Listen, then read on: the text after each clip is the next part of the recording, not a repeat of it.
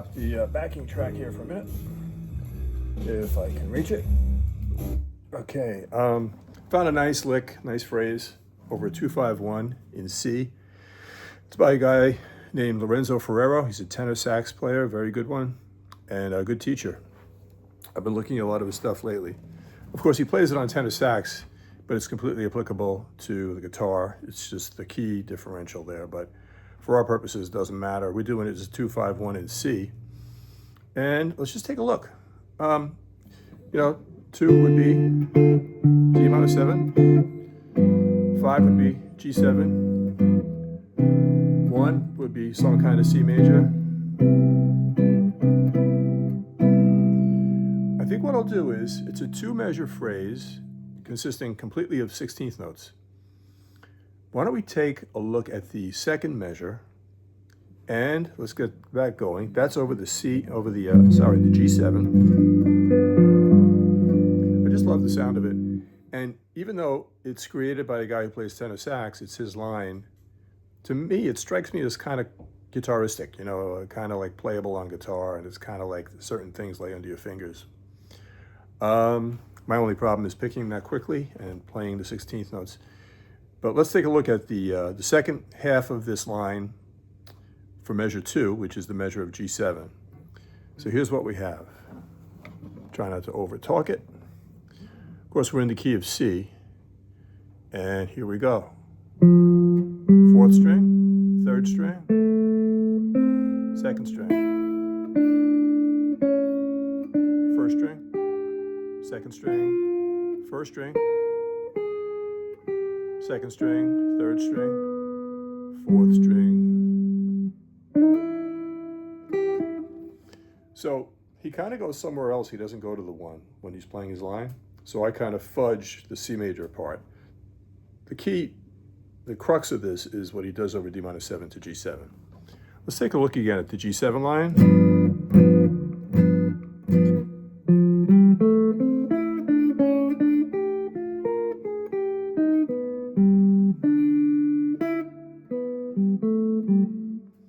Okay, let me leave out the C major 7 thing just for a second. Here's what he does over our lovely G dominant 7.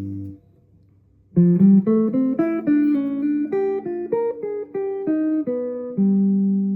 what I like is the last 4 notes there, we're playing over G7, but he's actually using the notes of an A minor major 7. So A minor, actually it's A flat, okay? I stand corrected.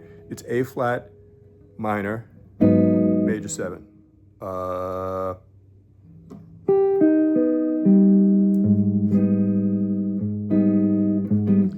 Here's an A flat minor 7.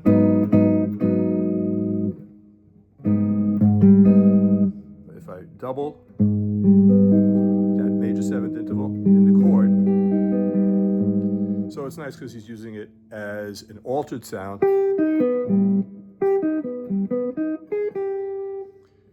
And that's an altered sound that works over the G7.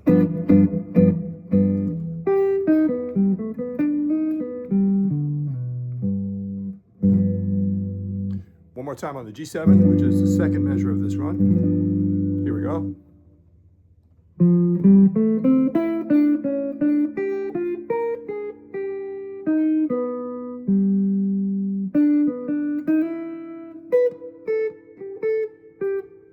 Okay, let's look at the first measure, then we're going to put it all together. First measure happens over the 2 chord in the key of C, D minor 7. This part's very Pat Martino, and it starts out, he's playing the G bebop dominant scale. So even though the chord is D minor 7, and I'd always be looking to do something super obvious and dumb, like go to D, because it's a D minor 7.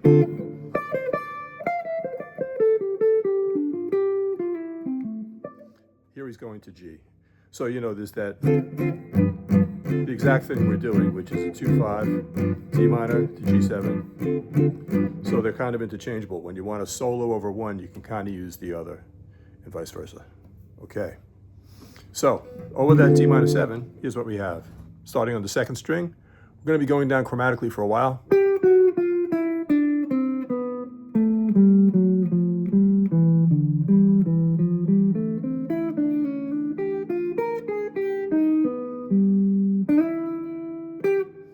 right, so I put the first measure together with the second measure so you could hear it. Let me just isolate that first measure one more time.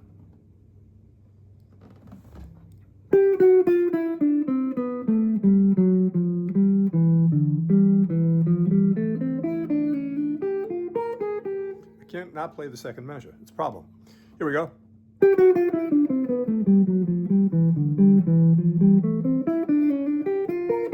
Screw it. I'll just play both measures. That's the line. And it certainly sounds better when you play the whole thing.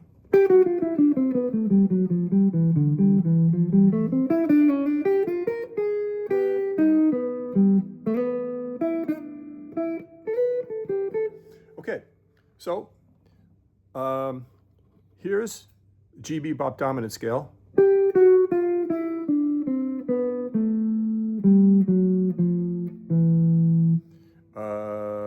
If you did it on the first string,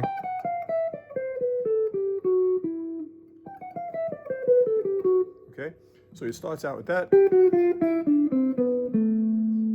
Here we go, chromatically. Then we've got three notes out of the C major scale. D, C, B, D, C, B, A. Now we're going to go down chromatically from G to F, back up to G, down to E on that same fourth string.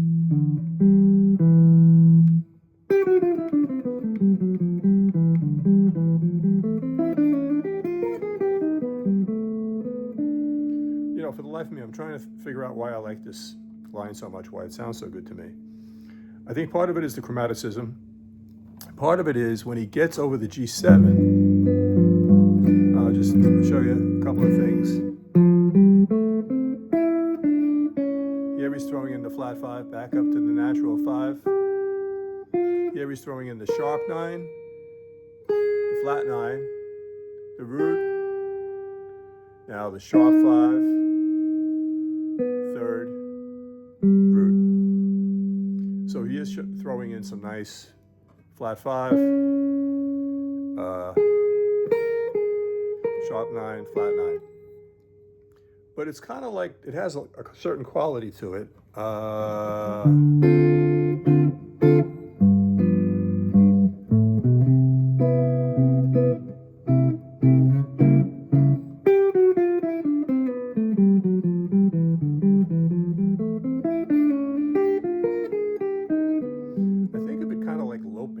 That, especially this kind of thing when he does the, I love that kind of, I just think of it as loping. Years ago when I was a kid, I used to hear Dickie Betts, you know, he would be playing on, Melissa or you know, Ramblin' Man or something, and he had that kind of,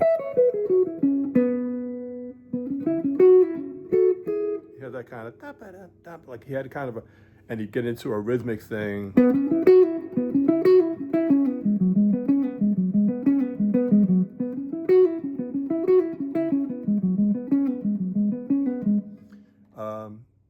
And I think of that sometimes when I think of how important rhythm is to music and to melodies and to improvising. Okay, so having said that, here we go again. We've got G bebop dominant. This is over the D minor 7.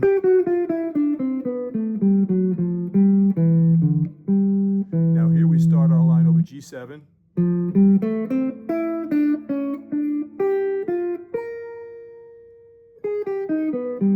That's kind of what I meant about the guitaristic thing. You know, if you look here, you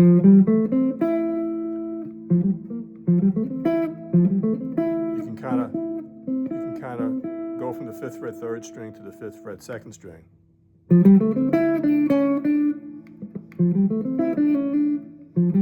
I think it works best for me to do the first finger on those notes on it.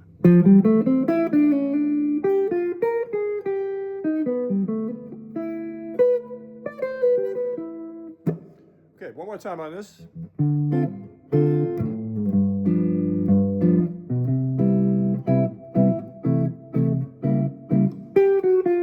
See, I'm playing the wrong rhythm because it's actually 16th notes, it's not 8th notes, and I can't play it that fast. So I'm biting off way more than I can chew.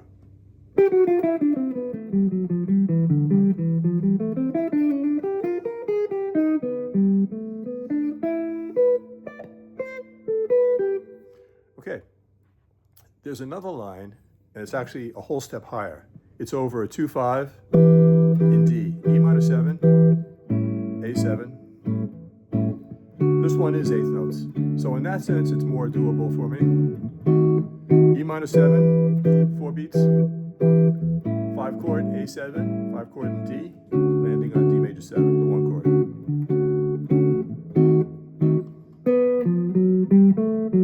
Let me try that again.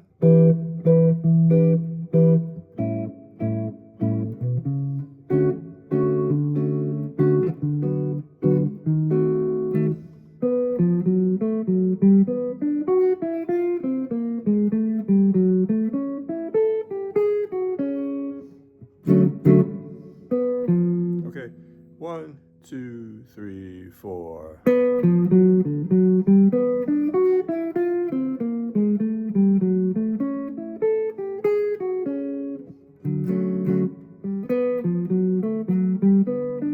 Let me see if I can find the backing track. If I can reach my mouse over here. Okay, let's see what we have. Okay, that's too fast.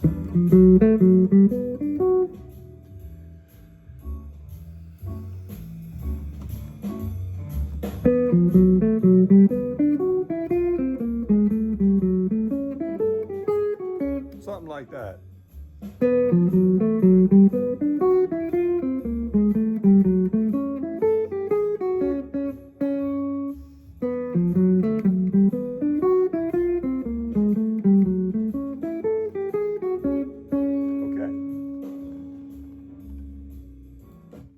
This one's a little more straightforward, but it really sounds good to me too. Over E minor 7. This one's not as complicated, but it's nice. Over E minor 7, we're playing the 4th of the chord. No, we're not. The 5th of the chord. Okay?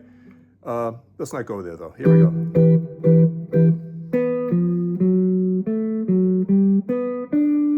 Now over the A7, we're going to have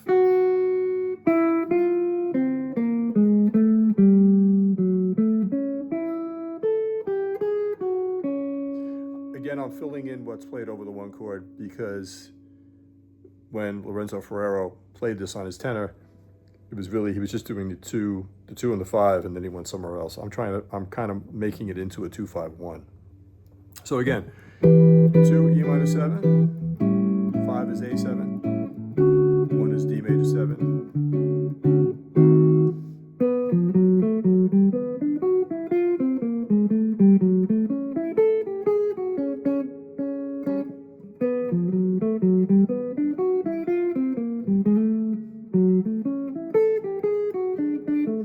Tell where he leaves off and I start. But what I realized about this one is, I'm like, why does this sound so good to me? I mean, for E minor 7, he's playing the 5th B. He's kind of playing, I think it's like a lower neighbor. It's just like an incidental chromatic passing note.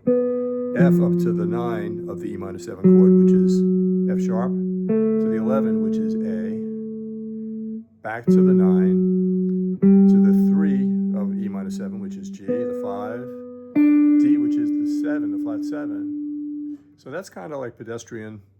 I think it's the change in direction. The change in direction, or that loping kind of feeling.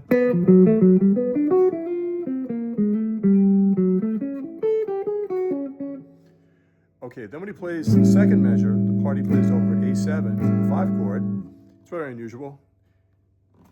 First string, second string, third string, fourth string. So that's kind of very counterintuitive to me.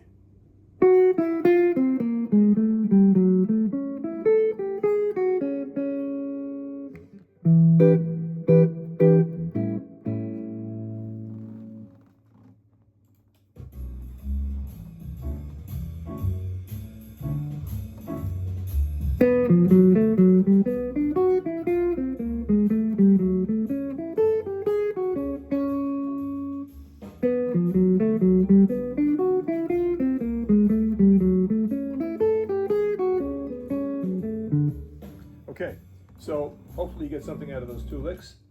Naturally, what we're going to try to do is play them in different keys. Had a real hard time with the first one. There's so many notes.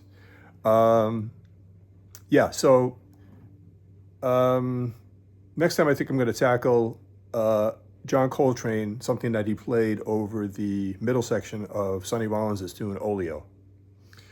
That'll be next time. For now, we've got 2/5 in C.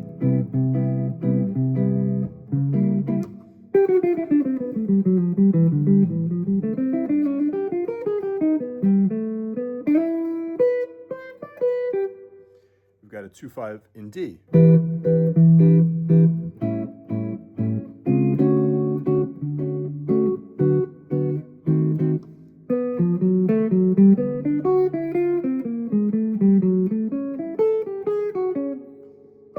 Thanks so much for watching. Let me know if you have any questions or comments.